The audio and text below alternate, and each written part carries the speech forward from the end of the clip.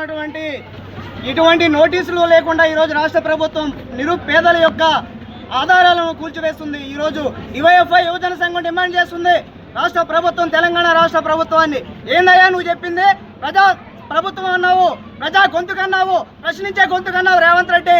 ఈరోజు ఎటువంటి నోటీసులు లేకుండా ఫుట్పాత్ మీద బతికేటువంటి నిరుపేదల యొక్క ఆధారాన్ని ఈరోజు చిరిమేస్తున్నావు. నువ్వు ప్రభుత్వంలోకి రాగానే ప్రజాతత్వాన్ని కూల్చేస్తే ప్రజా ప్రభుత్వం అనుకుని ఈరోజు ప్రజలు చాలా ఇదిగా ఉన్నారు. నువ్వు కూల్చేసినటువంటి కూల్చివేతలతోనే ఈరోజు పేద ప్రజల యొక్క నడ్డి విరిగిపోతుంది. రాబోయే రోజుల్లో యువజన సంఘం ఈ విషయాలపైన అత్యంత దురాక్రమంగా పనిచేస్తున్నటువంటి ప్రభుత్వం పైన రాబోయే రోజుల్లో పెద్ద ఎత్తున ఆందోళన చేస్తాయి.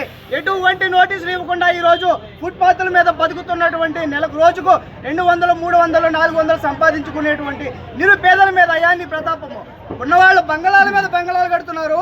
ఫుట్పాత్ల మీద పాన్ పారాకుల కాడ, లేదంటే వైన్ షాపుల కాడ, లేదంటే రకరకాల కమర్షియల్ షాపుల కాడ రోడ్ల మీద పార్కింగ్ ఉంటుంది. ఏ ఒక్క అధికారి కూడా దాని మీద చర్య తీసుకోడు, ఏ ఒక్కరు కూడా దాని మీద స్పందించరు. ఈరోజు ప్రజలు బ్రతుకుతున్నటువంటి నిరుపేదలు జీవిస్తున్నటువంటి ఫుట్పాత్ల మీద నీ ప్రతాపం. రాబోయే రోజుల్లో నువ్వు ఈ చర్యలు కనుక వెనక తీసుకోకపోతే యువజన సంఘం డివైఎఫ్ఐ పెద్ద ఎత్తున ఆందోళన చేస్తుంది. ఈరోజు పేదల కోసం, నిరుపేదల కోసం నిరంతరాయం నిస్వార్థంగా పనిచేసేటువంటి కమ్యూనిస్ట్ పార్టీల మీద నీ ప్రతాపం చూపించడానికి నీకు రాబోయే రోజుల్లో నీకు బుద్ధి చెప్పే రోజులు దగ్గరగా ఉన్నాయి. ప్రజలందరూ నీ గురించి అర్థం చేసుకున్నారు. నీ ప్రభుత్వాన్ని కాలా తూర్చి భూస్థాపితం చేసేటువంటి రోజులు ముందున్నాయని చెప్పేసి ఈ చర్యలు అధికారులు, ప్రభుత్వం కూడా వెనక తీసుకోకపోతే రాబోయే రోజుల్లో కమ్యూనిస్ట్ పార్టీ ఆధ్వర్యంలో అనేక రకమైన ఆందోళన పోరాటాలు చేస్తామని చెప్పి హెచ్చరిస్తుంది. యువజన సంఘం ఈ రకంగా ప్రభుత్వానికి డిమాండ్ చేస్తుంది.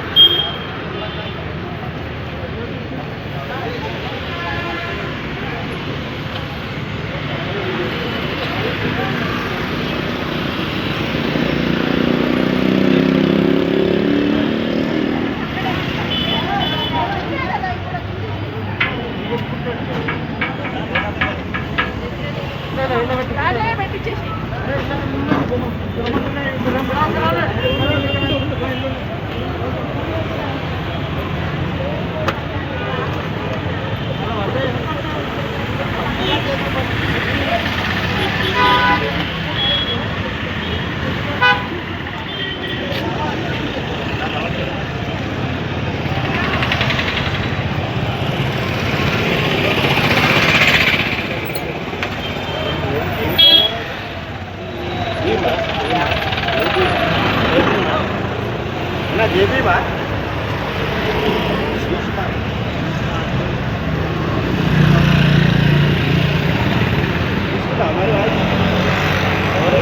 इसको लेंगे